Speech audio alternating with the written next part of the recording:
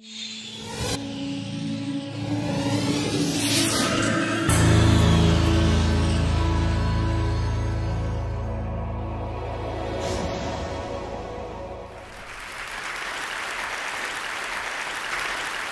do stupid things.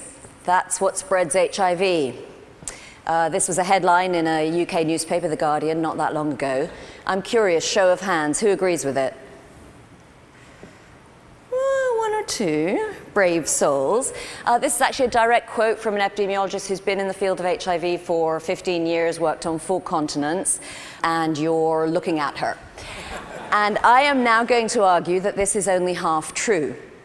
People do get HIV because they do stupid things, but most of them are doing stupid things for perfectly rational reasons. Now, rational is the dominant paradigm in public health, and if you put your public health nerd glasses on, you'll see that if we give people the information that they need about what's good for them, what's bad for them, if you give them the services that they can use to act on that information, a little bit of motivation, people will make rational decisions and live long and healthy lives. Wonderful. Slightly problematic for me because I work in HIV, and although I'm sure that you all know that HIV is about poverty and gender inequality, and if you were at TED 07 it's about coffee prices, actually HIV is about sex and drugs, and if there are 2 things that make human beings a little bit irrational, they are erections and addiction.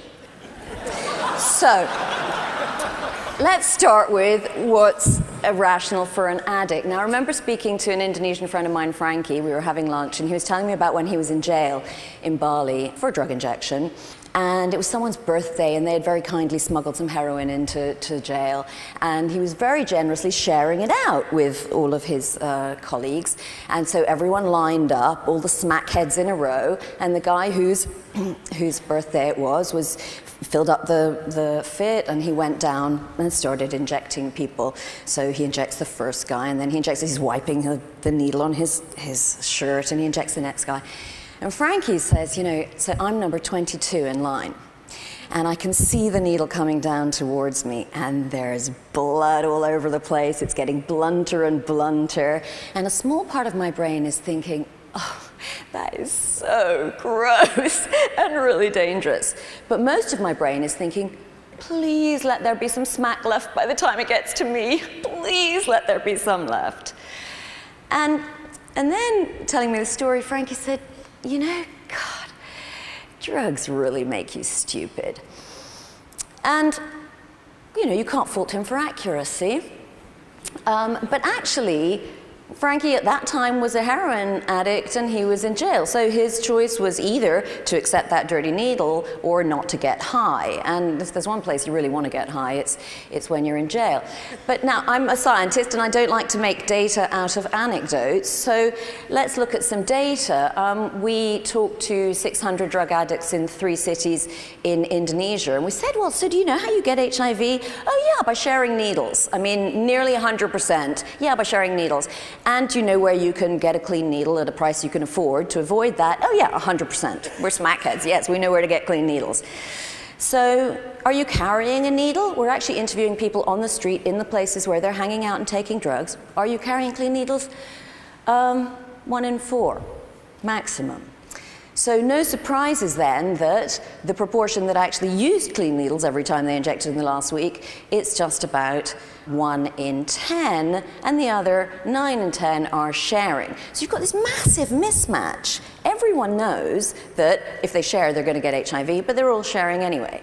So what's that about? Is it like you get a better high if you share or something? When you ask that to a junkie and they're like, are you nuts? I mean, you don't want to share a needle any more than you want to share a toothbrush, even with someone you're sleeping with. There's just a kind of, you know, ick factor there. No, we don't share needles. Well, we share needles because we don't want to go to jail. So in Indonesia at this time, if you were carrying a needle and the cops rounded you up, they could put you into jail. And that changes the equation slightly, doesn't it? Because, you know, your choice now is either I use my own needle now, or I could share a needle now and get a disease that's going to possibly kill me 10 years from now, or I could use my own needle now and go to jail tomorrow. And while junkies think that it's a really bad idea to expose themselves to HIV, they think it's a much worse idea to spend the next year in jail, where they'll probably end up in Frankie's situation and expose themselves to HIV anyway. So suddenly it becomes perfectly rational to share needles. Now, let's look at it from a policymaker's point of view. This is a really easy problem. For once, your incentives are in line. We've got what's rational for public health. You want people to use clean needles, and junkies want to use clean needles. So we could make this problem go away simply by making clean needles universally available and taking away the fear of arrest. Now, the first person to figure that out and do something about it on a national scale was that well-known bleeding heart liberal, Margaret Thatcher.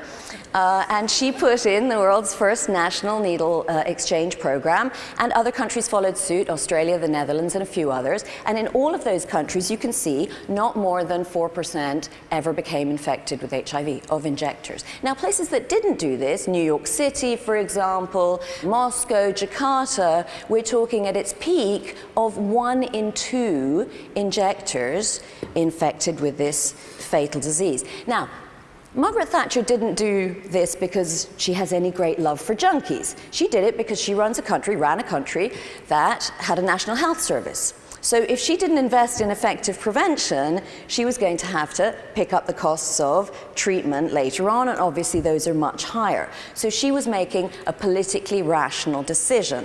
Now, if I take out my public health nerd glasses here and look at these data, it seems like a no-brainer, doesn't it? But in this country, where the government apparently does not feel compelled to provide healthcare for citizens, we've taken a very different approach.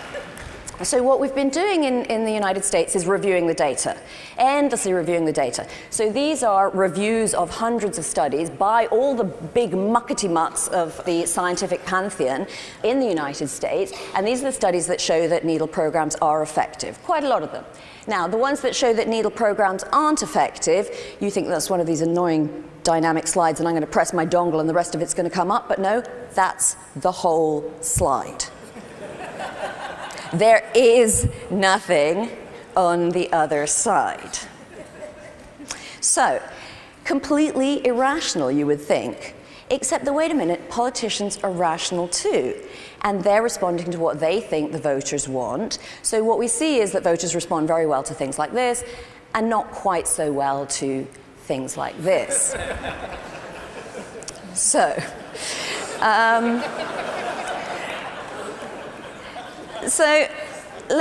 it becomes quite rational to deny services to injectors. Now let's talk about sex. Are we any more rational about sex? Well, I'm not even going to address the, clearly irrational positions of people like the Catholic Church, who think somehow that if you give out condoms, you're just going to, everyone's going to run out and have sex. I don't know if Pope Benedict watches TED Talks online, but if you do, I've got news for you, Benedict. I carry condoms all the time, and I never get laid. It's not that easy. I mean, here, maybe you'll have better luck.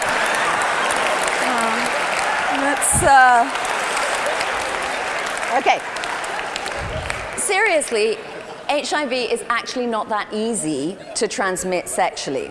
So, it depends on how much virus there is in your blood and in your body fluids, and what we've got is a very, very high level of virus right at the beginning when you're first infected, then you start making antibodies, and then it bumps along at quite low levels for a long time, 10 or 12 years. You have spikes if you get another sexually transmitted infection, but basically nothing much is going on until you start to get symptomatic AIDS, and by that stage over here, you're not looking great, you're not feeling great, you're not having that much sex. So the sexual transmission of HIV is essentially determined by how many partners you have in these very short spaces of time when you have peak viremia.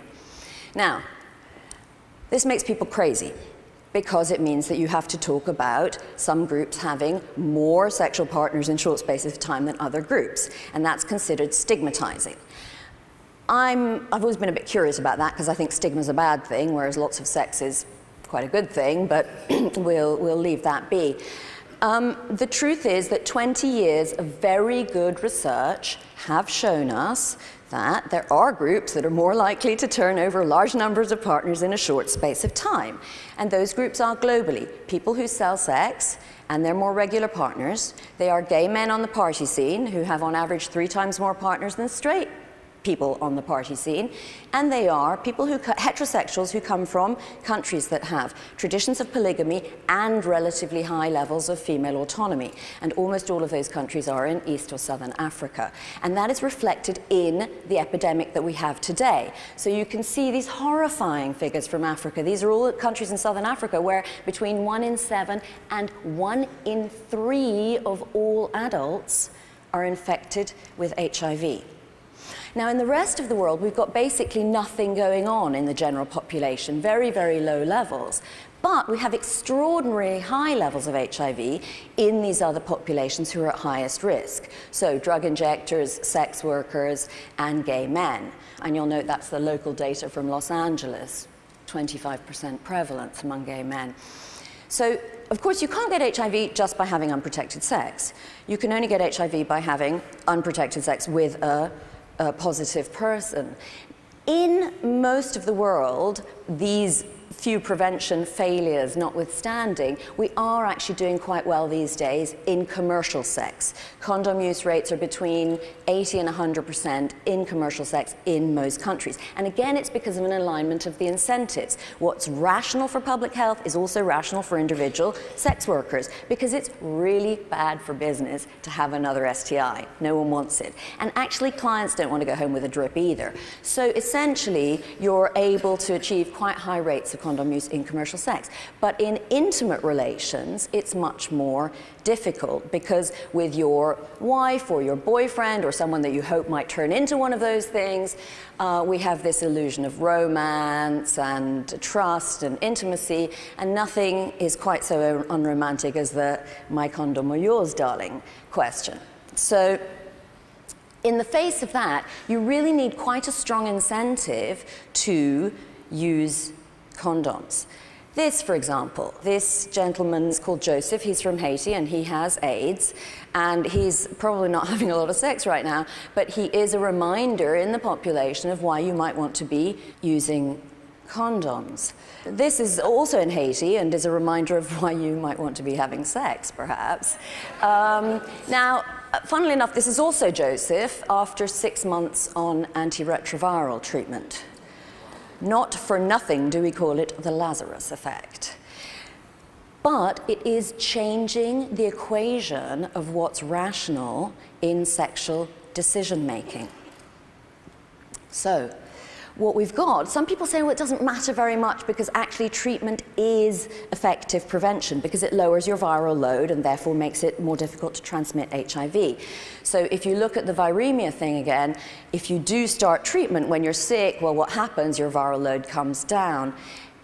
But compared to what? What happens if you're not on treatment? Well, you die, so your viral load goes to 0.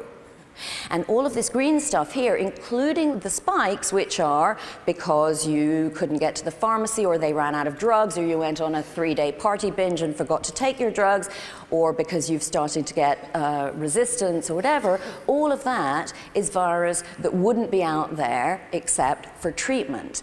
Now, am I saying, oh, well, great prevention strategy, let's just stop treating people? Of course not. Of course not. We need to expand antiretroviral treatment as much as we can. But what I am doing is calling into question those people who say that more treatment is all the prevention we need. That's simply not necessarily true. And I think we can learn a lot from the experience of gay men in rich countries where treatment has been widely available for going on 15 years now. And what we've seen is that actually condom use rates, which were very, very high, the gay community responded very rapidly to HIV with extremely little help from public health nerds, I would say, that condom use rate has come down dramatically since treatment for 2 reasons, really. One is the assumption of, oh, well, if he's infected, he's probably on meds and his viral load's going to be low, so I'm pretty safe. And the other thing is that people are simply not as scared of HIV as they were of AIDS, and rightly so. AIDS was a disfiguring disease that killed you, and HIV is an invisible virus that makes you take a pill every day. And that's boring, but is it as boring as having to use a condom every time you have sex, no matter how drunk you are, no matter how many poppers you've taken, whatever? If we look at the data, we can see that the answer to that question is so these are data from Scotland. You see the peak in drug injectors before they started the National Needle Exchange Program. Then it came way down.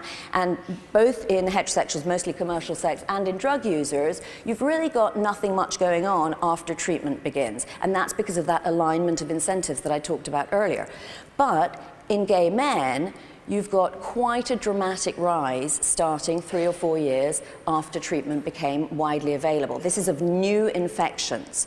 What does that mean? It means that the combined effect of being less worried and having more virus out there in the population, more people living longer, healthier lives, more likely to be getting laid with HIV, is outweighing the effects of lower viral load. And that's a very worrisome thing. What does it mean? It means that we need to be doing more prevention the more treatment we have. Is that what's happening? No, and I call it the compassion conundrum. We've talked a lot about compassion in the last couple of days, and what's happening really is that people are unable quite to bring themselves to put in good sexual and reproductive health services for sex workers, unable quite to be giving out needles to junkies. But once they've gone from being transgressive people whose behaviors we don't want to condone to being AIDS victims, we come overall compassionate and buy them incredibly expensive drugs for the rest of their lives. It doesn't make any sense from a public health point of view. I want to give what's very nearly the last word to Ines. Ines is a transgender hooker on the streets of Jakarta. She's a chick with a dick. Why does she do that job? Well, of course, because she's forced into it, because she doesn't have any options, etc., etc. And if we could just teach her to sew and get her a nice job in a factory, all would be well. And this is what factory workers earn in an hour in Indonesia, on average 20 cents. It varies a bit from province to province. I do speak to sex workers, 15,000 of them for this particular slide. And this is what sex workers say they earn in an hour. So it's not a great job, but for a lot of people, it really is quite a rational choice. Okay, Ines. Kita alatnya ada, pengetahuannya ada, duitnya ada, kemauannya dari kita ada. Tetapi kenapa prevalensinya? Iya. Nah, pertanyaan saya itu. Wah, prevalensi nggak tahu nih. Politik lah itu kan, makanya udah bicara politik udah pusing. When you get to politics, nothing makes sense. So from the point of view of a sex worker, politicians are making no sense. From the point of view of a public health nerd, junkies are doing dumb things. I mean, the truth is that everyone has a different rationale. There are as many different ways of being rational as there are human beings on the planet, and that's one of the glories of human existence.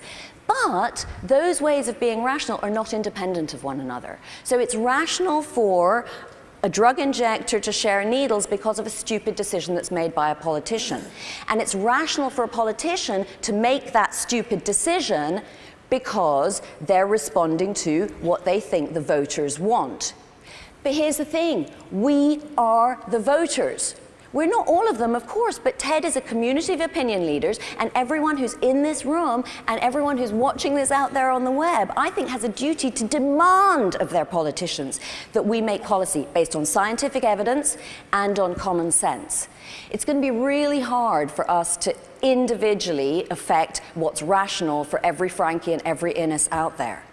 But you can at least use your vote to stop politicians doing stupid things that spread HIV.